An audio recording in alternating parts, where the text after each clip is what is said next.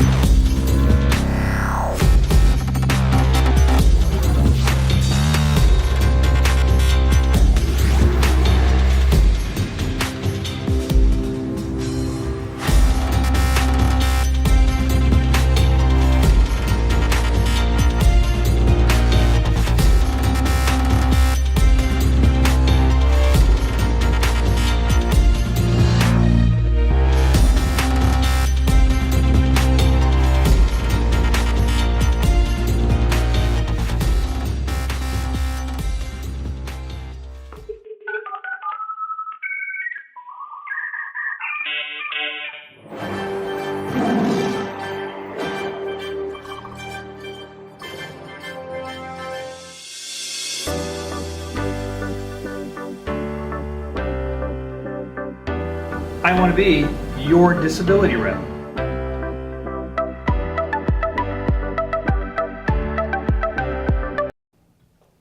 All right, now you're going to have to educate me because I've heard of fibromyalgia. I've seen all the TV commercials for all of the stuff.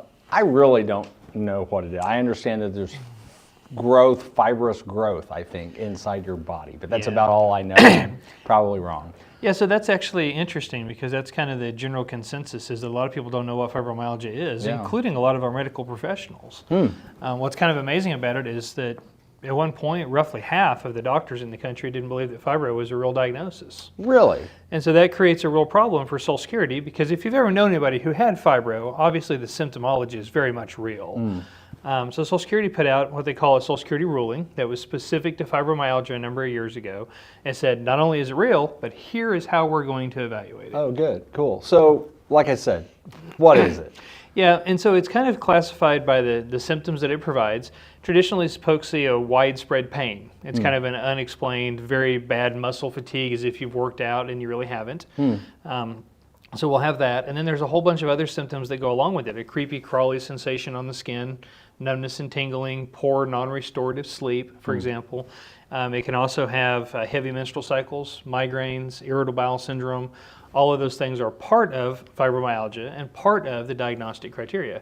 Extreme, exquisite tenderness around the body are kind of the things that classify it as fibromyalgia. So is it a nerve condition? Is there actually, like I said, a growth? They throw it into an autoimmune. It's usually treated by rheumatology. I see. It's usually the way that works. And the problem with it is so many of these things are subjective complaints, right? You can't slide somebody in an MRI or an X-ray machine and see fibromyalgia. So it becomes kind of problematical for Social Security to evaluate it. Yeah, no, that makes a lot of sense. So what they've done is in this ruling is they've essentially set up a scavenger hunt.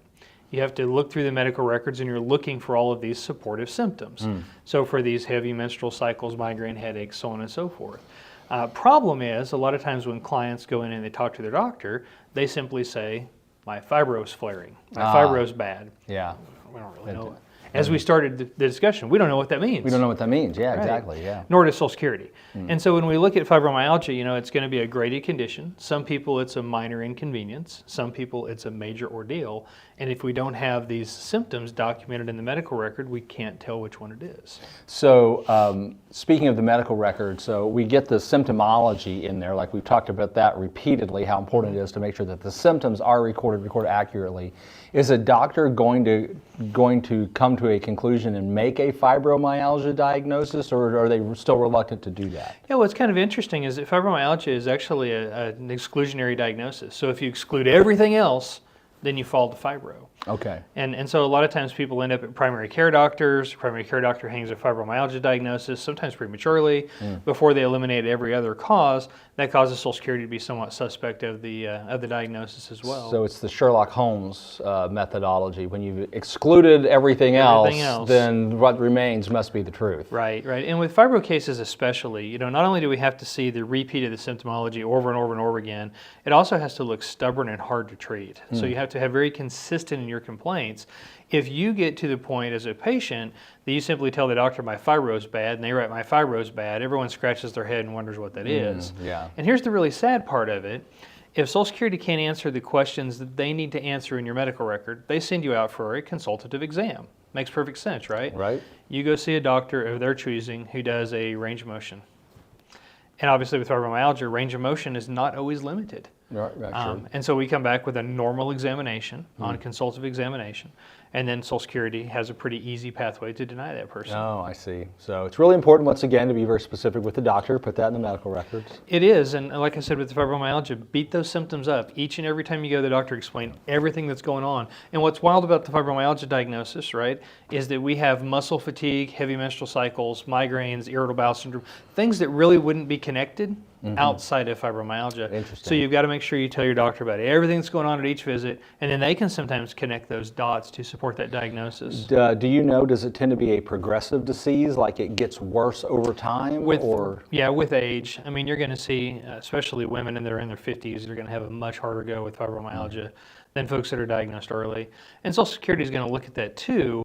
If you're diagnosed with fibromyalgia at 20, they're going to want to really make sure that there's not something else going on, because there's a lot of other things that maybe we could be having earlier than life.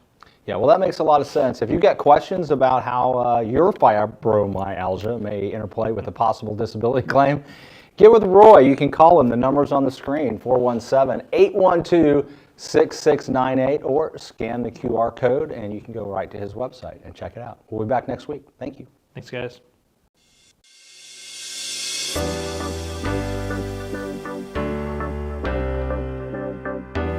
I want to be your disability rep.